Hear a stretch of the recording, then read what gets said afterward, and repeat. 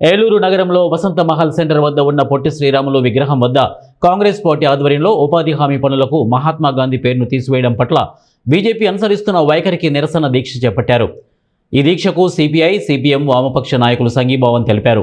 ఈ సందర్భంగా పలువురు కాంగ్రెస్ నాయకులు మాట్లాడుతూ ఉపాధి పనులకు మహాత్మా గాంధీ పేరును తొలగించడం అమానుషమని అన్నారు. భారతీయ జనతా పార్టీ చేస్తున్న ప్రజా వ్యతిరేక విధానాలను కాంగ్రెస్ పార్టీ ఎల్లప్పుడూ నిలదీస్తోందని అన్నారు.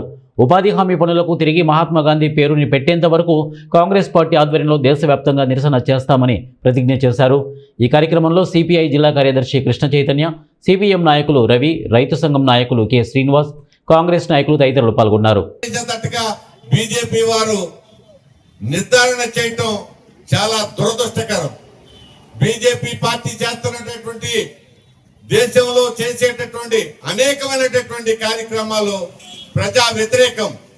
ధనవంతుల్ని మాత్రమే కన్సల్టేషన్ చేసి పేదలు ఎవరిని కూడా ఏ విషయంలో కూడా పేదల పక్షాన ఆలోచించకుండా, ఎవరిని కూడా సంప్రదించకుండా వాళ్ళు ఏకపక్షంగా పోతా ఉన్నారు.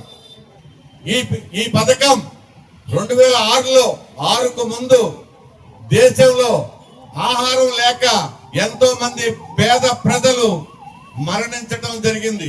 ఇదంతా మనకు తెలుసు. మనది వ్యవసాయ దేశం. వ్యవసాయ దేశంలో అనేకమైన పంటలు సమృద్ధిగా పండేటటువంటి సస్యశ్యామల గల భూములు గల మన దేశంలో ఆహారం లేక మరణించడం అనేది దౌర్భాగ్యం అని చెప్పిన ఆ రోజున కాంగ్రెస్ పార్టీ మరియు మిత్రపక్షాలైనటువంటి సిపిఎం, సిపిఐ పార్టీలు కూడా ఆలోచించి ఈ పథకాన్ని ప్రవేశపెట్టడం జరిగింది.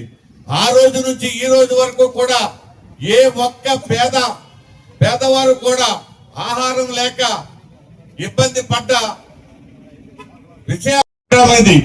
ఈ జాతీయ కార్యక్రమంలో జాతీయ పిత మహాత్మా గాంధీ గారి పేరు లేకుండా చేయాలనేటటువంటి దుర్మార్గమైనటువంటి ఆలోచన ఈ రోజున భారతీయ జనతా పార్టీ చేయటం అనేది దేశవ్యాప్తంగా దేశ స్వాతంత్రాన్ని కాంక్షించే ప్రతి వాళ్ళకి కూడా బాధ కలిగేటటువంటి విషయం ఇది. ఇలా చేసుకుంటా పోతే అలాగే ఆంధ్రప్రదేశ్ లో ప్రతి ఒక్కళ్ళు కూడా ఆలోచించి రాబోయే రోజుల్లో దేశ వ్యతిరేక కార్యక్రమాలు, ప్రతి కార్యక్రమానికి, దేశ వ్యతిరేక కార్యక్రమానికి మనం నిరసన తెలియపరిచి బీజేపీ వాళ్ళకి వాళ్ళు చేస్తున్నది తప్పు అని చెప్పని తెలియపరచాల్సిన బాధ్యత మనందరి మీద ఉంది కనుక ఈ రోజు రామ్జీ అని పేరు పెట్టుకుంటూ మరి దీన్ని తీసుకున్నాడు. కానీ ఇది ఎవరో ఉచితంగా మనం ఇచ్చే హక్కు కాదు. ఇది రైట్ టు వర్క్ అని ఆ రోజున కాంగ్రెస్ ప్రభుత్వం ఇస్తే దాన్ని కూడా తొలగించడానికి సిద్ధపడుతున్నాడు. మోడీకి సరైన బుద్ధి చెప్పారు. ఎందుకంటే రాముడు అంటే నీకే కాదు, మేమందరం కూడా ఉన్నాం. ఎవరు దేవుళ్ళ వాళ్ళని కొలుసుకుంటాం తప్ప ఒక మతతత్వవాదంతో మేమైతే పరిపాలన చేయాలన్న ఆలోచన ఉండదు. అందరి అభిప్రాయాన్ని తీసుకోవాలి. అందరికీ మనం ఉపయోగపడాలనేది కాంగ్రెస్ పార్టీ ధ్యేయం.